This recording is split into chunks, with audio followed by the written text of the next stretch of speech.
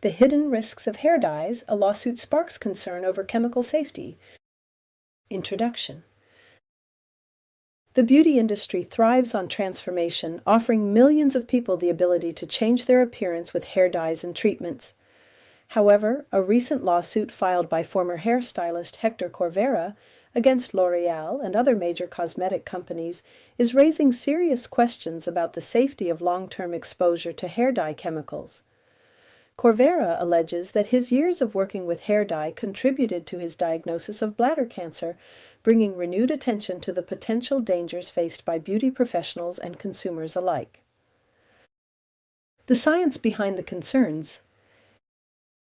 Hair dyes, particularly darker shades, contain aromatic amines, chemical compounds that have been linked to an increased risk of cancer. Research suggests that hairdressers, who frequently handle these products, have a higher likelihood of developing bladder cancer due to prolonged exposure to these chemicals. A study published in the International Journal of Cancer found that hairstylists with over 10 years of professional exposure to hair dyes had a significantly higher risk of developing bladder cancer compared to the general population. Other reports have linked certain hair dye ingredients to an increased risk of breast cancer and non-Hodgkin's lymphoma, raising further concerns about occupational and consumer safety. The lawsuit and calls for greater transparency. Corvera's lawsuit highlights a critical issue in the beauty industry: the lack of transparency regarding potentially harmful ingredients in hair dyes. While regulatory agencies such as the FDA oversee cosmetic safety, hair dye ingredients do not require pre-market approval in the U.S., meaning that many formulas may still contain chemicals suspected of being harmful. Despite mounting scientific evidence, some of these ingredients remain in widely available products, prompting calls for stricter regulation and clearer product labeling. Other lawsuits have also brought attention to the safety of cosmetic products, leading to increased scrutiny of manufacturers. The outcome of this case could potentially reshape industry standards, encouraging companies to reformulate products and disclose ingredient risks more openly. Health risks for beauty professionals and consumers.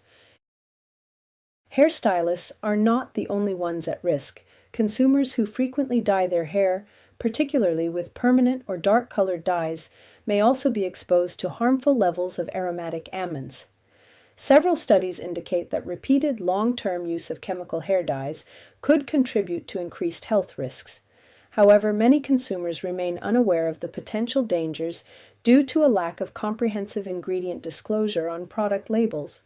For those who want to minimize exposure, alternatives such as plant-based dyes like henna or indigo and ammonia-free hair color formulations offer safer options. Additionally, wearing gloves when applying dye, ensuring proper ventilation, and reducing the frequency of chemical hair treatments can help lower potential risks. Potential industry and regulatory changes. As Corvera's case unfolds, it may influence stronger regulations for cosmetic safety, particularly in the hair dye industry. Advocates for consumer safety are urging regulatory agencies to enforce more rigorous testing, require clear ingredient labeling, and ban harmful substances still present in many hair dye formulations. If the lawsuit leads to legal and regulatory action, it could pave the way for safer, more transparent practices in the beauty industry. Conclusion. The lawsuit against L'Oreal and other beauty giants sheds light on a long-overlooked issue in the cosmetics industry: the hidden risks of chemical exposure from hair dyes. While scientific research continues to explore the full impact of these substances, hairstylists and consumers alike deserve greater transparency and safer product options. As the demand for cleaner, non-toxic beauty products grows, this legal battle may serve as a catalyst for much-needed change in the industry.